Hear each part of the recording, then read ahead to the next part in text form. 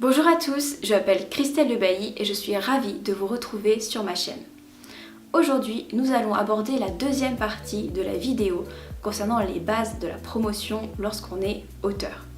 En gros, c'est ce que j'ai fait avant de me lancer.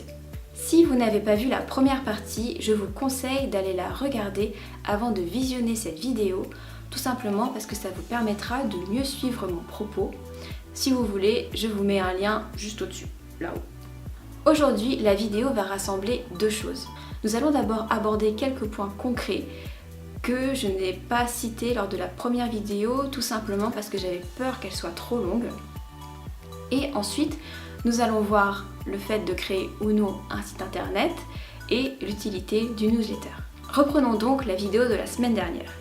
J'avais mon projet, identifié mes réseaux, imaginé mes contenus, mais maintenant je devais faire quelques étapes supplémentaires pour pouvoir concrétiser cela. Ce que j'ai fait en premier lorsque j'ai voulu me lancer, préparez-vous à être déçus, mais c'est me créer une adresse mail professionnelle. C'est bête, je sais, mais ça va vous servir pour toutes les étapes qui vont suivre. Donc pour la création de vos réseaux sociaux, de votre site internet, mais également ça va vous servir de contact lorsque les gens voudront venir vous parler. Une adresse mail professionnelle, c'est le nom, le prénom, le pseudo, vous rajoutez auteur ou non si vous voulez, et c'est tout. Ça ne sert à rien de faire quelque chose d'extraordinaire, parfois la simplicité a du bon. Continuons rapidement dans le pratico-pratique pour les réseaux sociaux. Pour tout ce qui est nom d'utilisateur, je me suis dit qu'il était important de rester cohérente. J'ai donc choisi de m'appeler partout Christelle Lebailly auteur. Pourquoi auteur ? Parce que je voulais me différencier des autres Christelle Lebailly, s'il y en avait, et que je voulais qu'on m'identifie rapidement en tant qu'auteur. Une fois que j'avais choisi mon nom, j'avais besoin d'une identité visuelle. En gros, une photo qui allait me représenter sur tous les réseaux. Pareil, je me suis dit que c'était bien d'avoir la même partout, histoire d'être reconnaissable, peu importe le réseau. J'ai donc passé un après-midi entier à me prendre en photo jusqu'à ce qu'il y en ait une qui me paraisse à peu près correcte. Je l'ai retouchée, bien sûr, je vous dis ça, ça reste entre nous. Et ensuite, voilà, photo officielle. Je me suis donc inscrite sur les réseaux en intégrant tout cela et en utilisant cette belle adresse mail toute neuve que j'avais créée. Voilà, j'étais prête à poster mes premiers contenus. On a donc fini pour tout ce qui est la base de la base pour la promotion sur les réseaux sociaux. Comme je vous l'ai dit la semaine dernière, je vais sortir une vidéo sur comment construire sa communauté sur ces fameux réseaux. Mais aujourd'hui, nous allons plutôt continuer sur notre lancée de qu'est-ce qu'il faut que je fasse en amont. Nous allons donc passer maintenant au site internet. Au début, je ne voulais pas de site internet. Je me disais que je n'allais rien faire dessus, que ça allait m'ennuyer de m'en occuper et qu'en plus ça avait l'air super compliqué à faire. Puis j'ai entendu ou lu, je ne sais plus, une réflexion très juste qui disait « Si vous cherchez à vous renseigner sur une entreprise et qu'elle n'a pas de site internet, vous allez trouver ça bizarre. » Et là, je me suis dit que c'était loin d'être faux et que c'est vrai que ce serait bien si on pouvait me retrouver facilement sur les moteurs de recherche.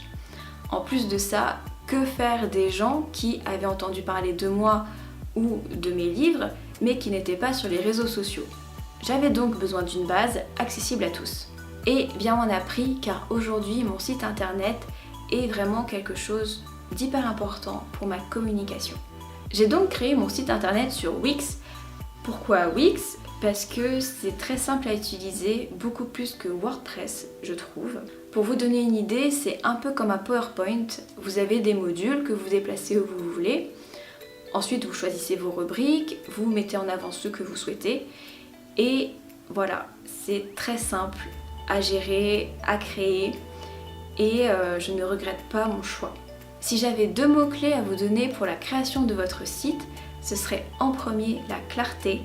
Ne surchargez pas d'informations vos pages, ça ne sert à rien, ça peut décourager vos éventuels visiteurs. Ensuite, ce serait la cohérence.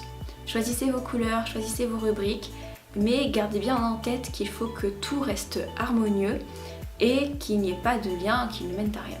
Je disais donc que pour moi, maintenant, avoir un site internet, c'était vital. Et ça, c'est pour 3 raisons.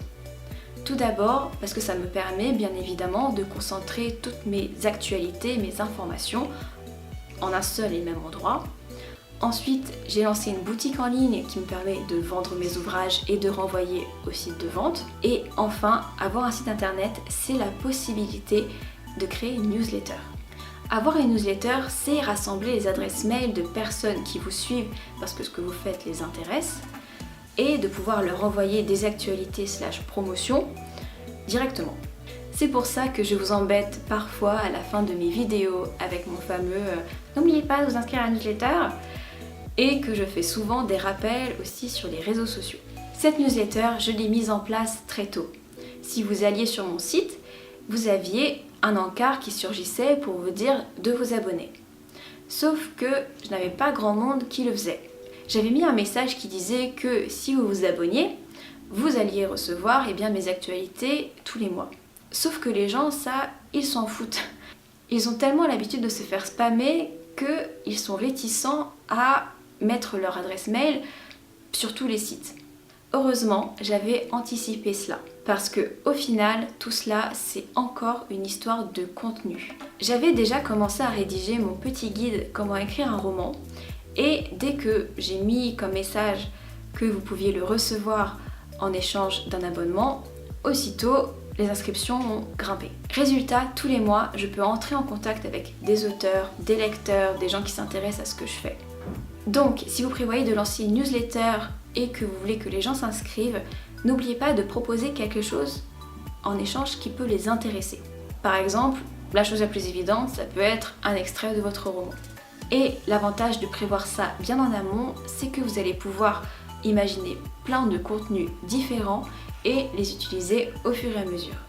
Parce que oui, si vous ne voulez pas que les gens se désinscrivent, il va falloir continuer à envoyer des choses intéressantes. Et ce, à un rythme assez régulier.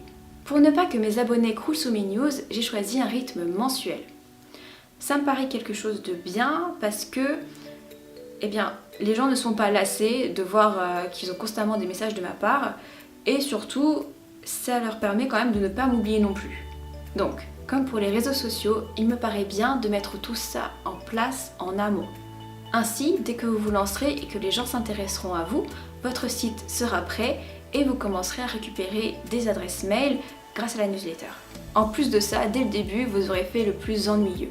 Parce que oui, faire tout ça, ce n'est pas la partie la plus drôle de la promotion. Après, vous pouvez quand même vous amuser à faire votre site internet. Moi, j'ai trouvé ça plutôt drôle. En plus, je suis plutôt fière du résultat. Mais voilà, dites-vous que le plus ennuyeux sera derrière vous et que vous serez paré pour réussir votre promotion. Pour finir, un truc hyper important. Lorsque vous aurez créé tous vos réseaux, votre site, etc., assurez-vous de les lier entre eux. Qu'est-ce que j'entends par là ? Par exemple, lorsque vous faites une bannière sur Facebook, assurez-vous de mentionner dans un coin le reste de toutes vos informations. Ou encore, lorsque vous envoyez un mail, assurez-vous de mettre dans votre signature tous les liens où on peut vous retrouver. Il est important que lorsqu'on vous cherche, on ne se demande pas pendant des heures où est-ce que vous pouvez être.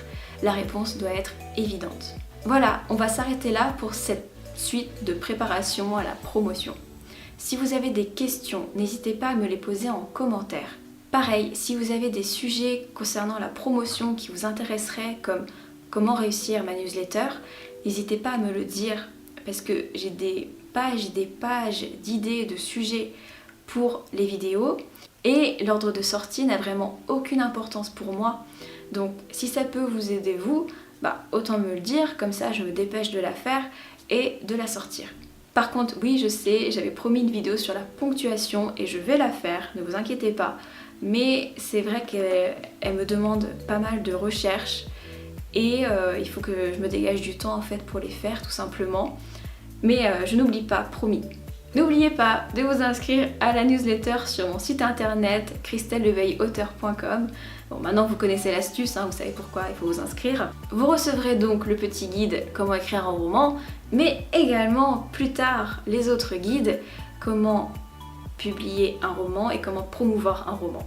On voit vachement que je suis au courant de ce que je fais. N'oubliez pas également de liker la vidéo, c'est vraiment hyper important pour moi.